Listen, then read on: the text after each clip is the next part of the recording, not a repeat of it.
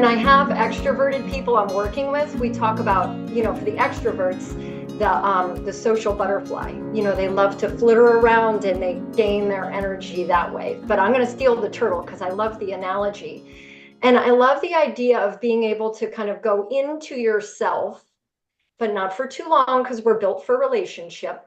And then another version of that is locking arms or locking armor with others and turtling with other protectors, brothers and sisters. I love that there's both and I, as you guys were talking, I was reminded of a moment where I feel like I felt that spiritually with all of you ladies.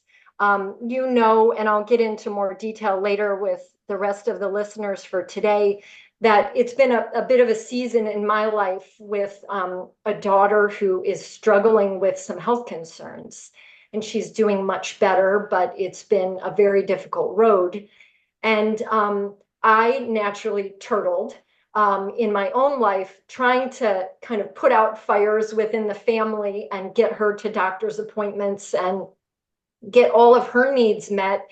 And we were tuning in for one of our prayer calls, which we do on a regular basis. And the prayer call became all about me. And I felt very self-conscious about that.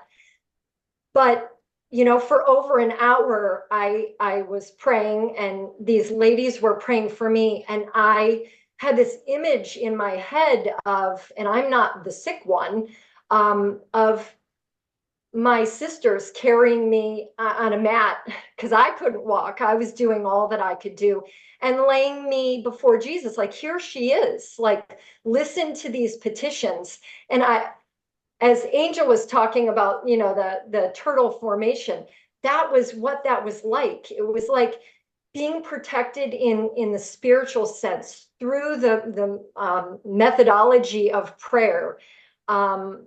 And what that felt so beautiful to me. And I didn't know I needed it until I put myself out there. I could have skipped the prayer call.